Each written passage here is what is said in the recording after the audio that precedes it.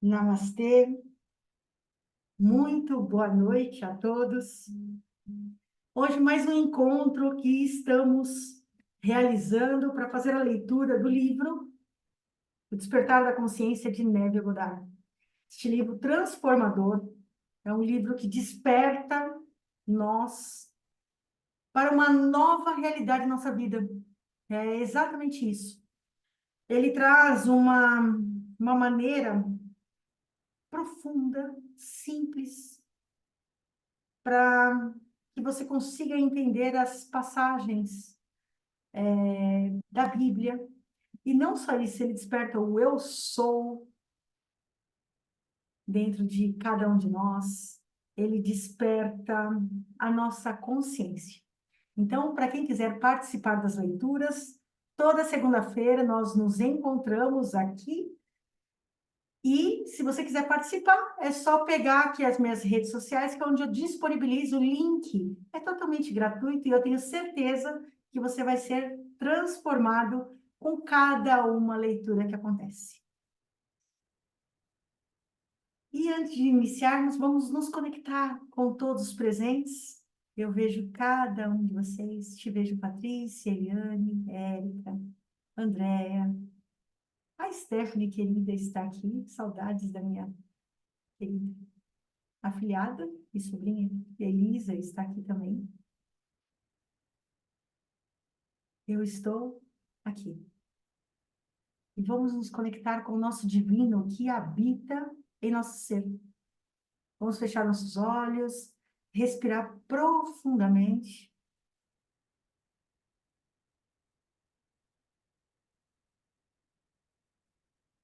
Abrir as portas do nosso coração para ir ao encontro dele, nosso divino, nosso Deus, nosso Antariano, ou o nome que assim você desejar. Não importa o nome, o que importa é essa conexão. É aqui que ele habita.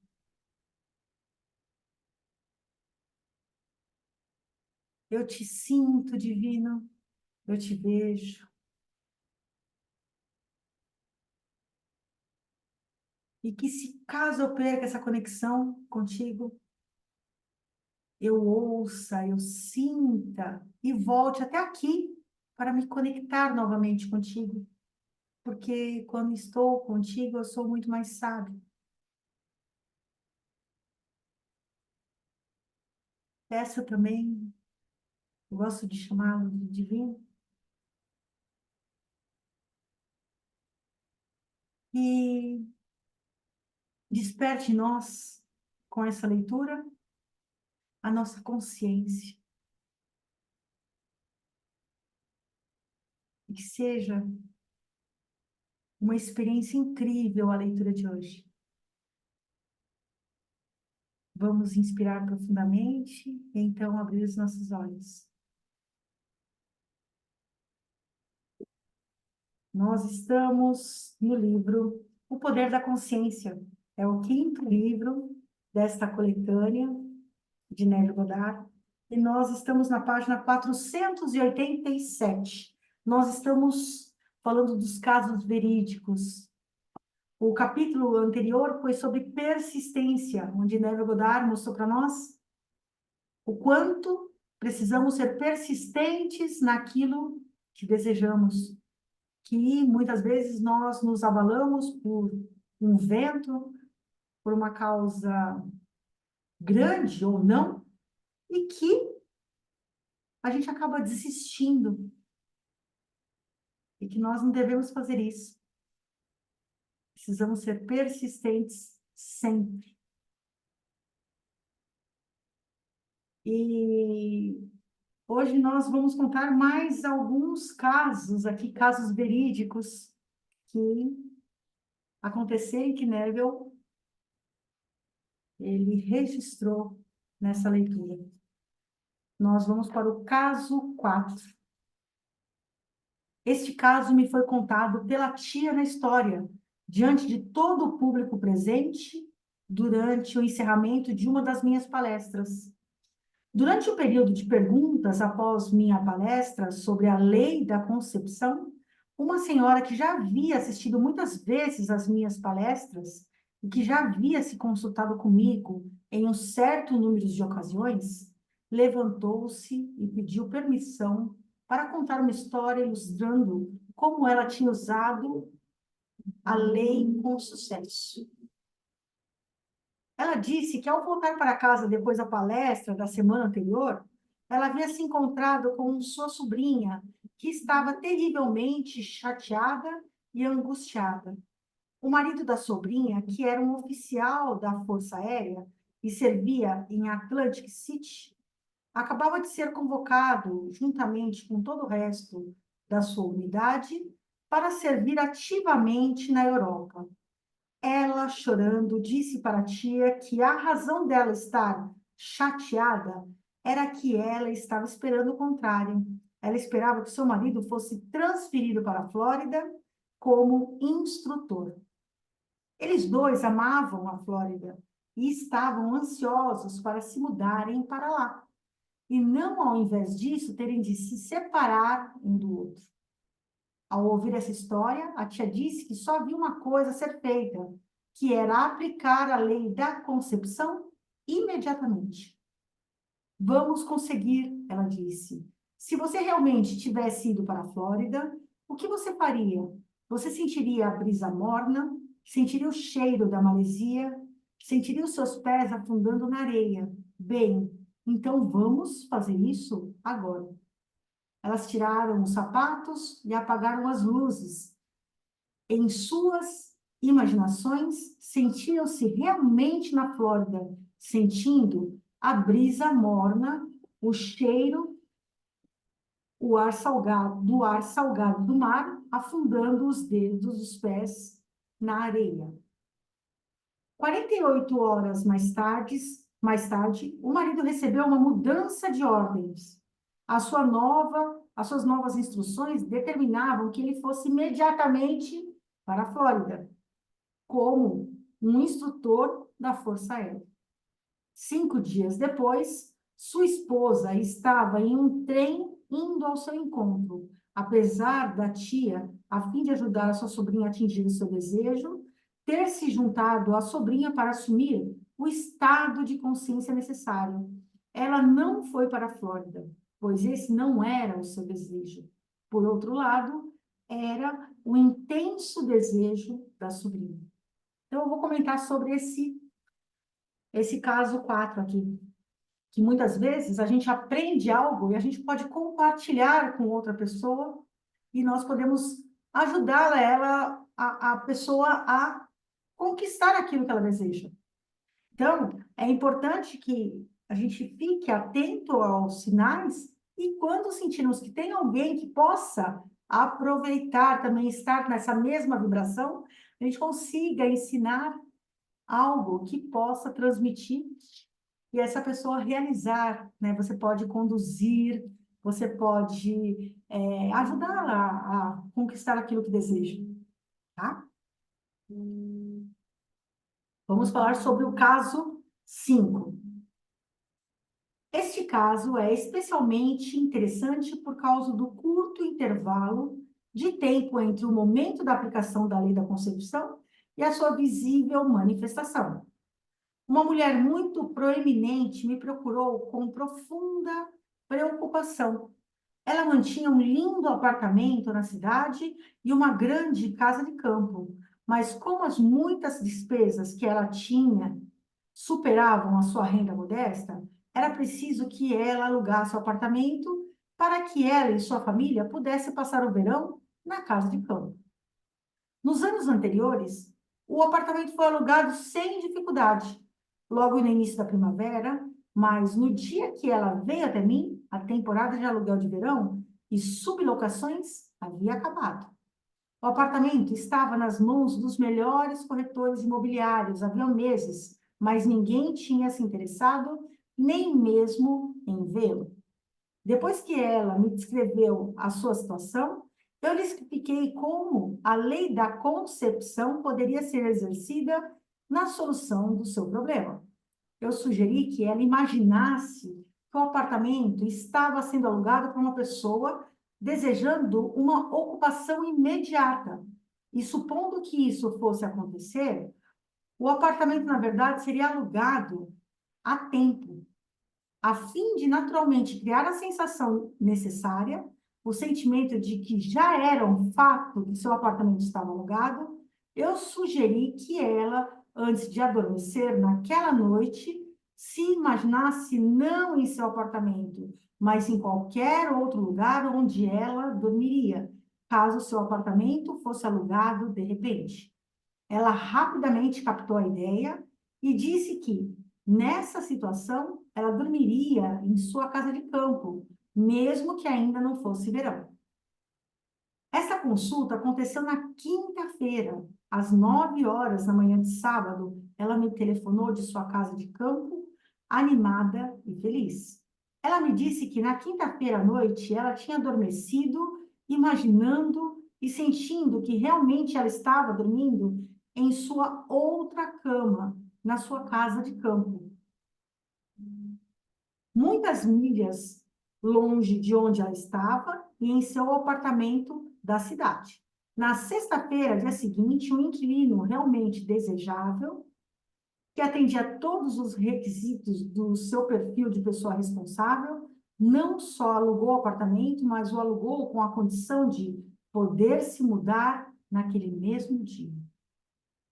Olha como é importante a gente trabalhar essa lei da concepção. Então, a gente precisa o quê? Ler novamente sobre a lei da concepção. Entender cada vez mais. Ler a lei da concepção. O que é a lei da concepção? É como eu vou fazer, é como uma gestação. Como eu faço para criar aquilo que eu desejo.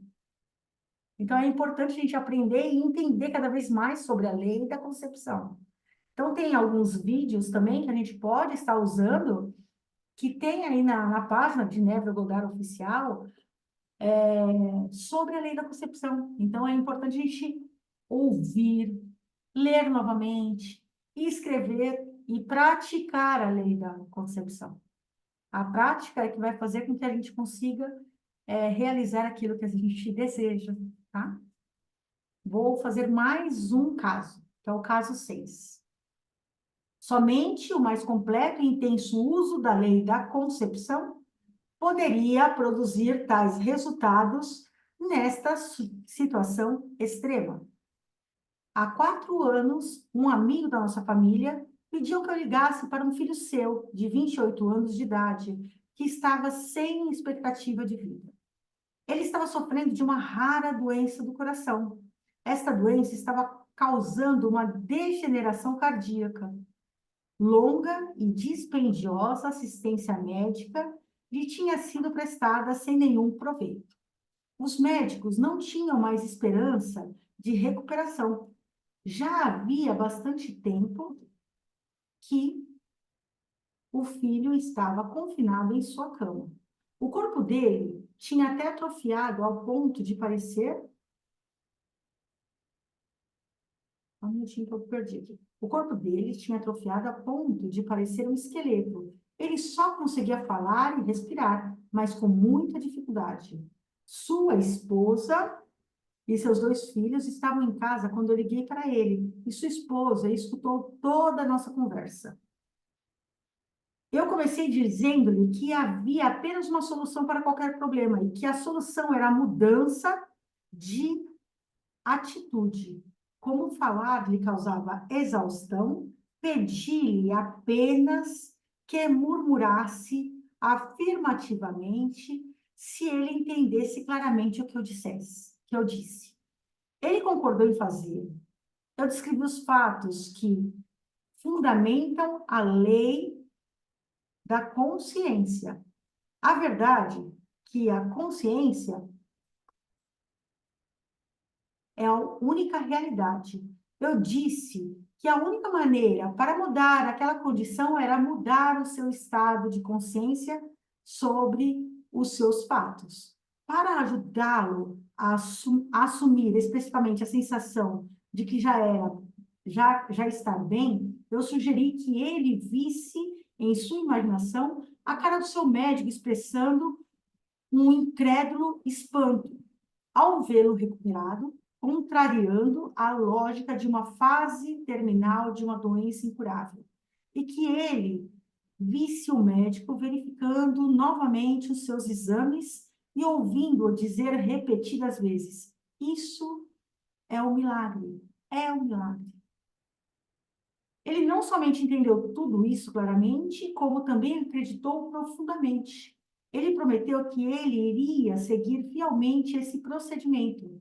Sua esposa, que nos tinha ouvido atentamente, me garantiu que ela também iria diligentemente usar a lei da concepção em sua imaginação, da mesma forma como o marido dela. No dia seguinte, voltei para Nova York. Isto aconteceu durante as minhas férias de inverno nos trópicos. Vários meses depois, recebi uma carta dizendo que o filho tinha alcançado uma recuperação milagrosa.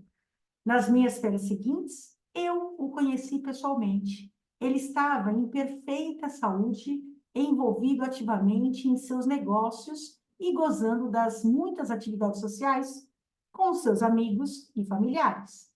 Ele me disse que desde o dia que eu o liguei, ele nunca teve qualquer dúvida de que isso iria dar certo.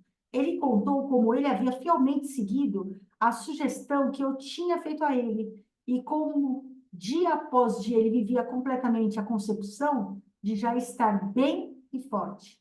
Agora, 4 anos depois de sua recuperação, ele está convencido de que a única razão para ele estar aqui hoje se deve ao seu uso bem-sucedido da lei da concepção.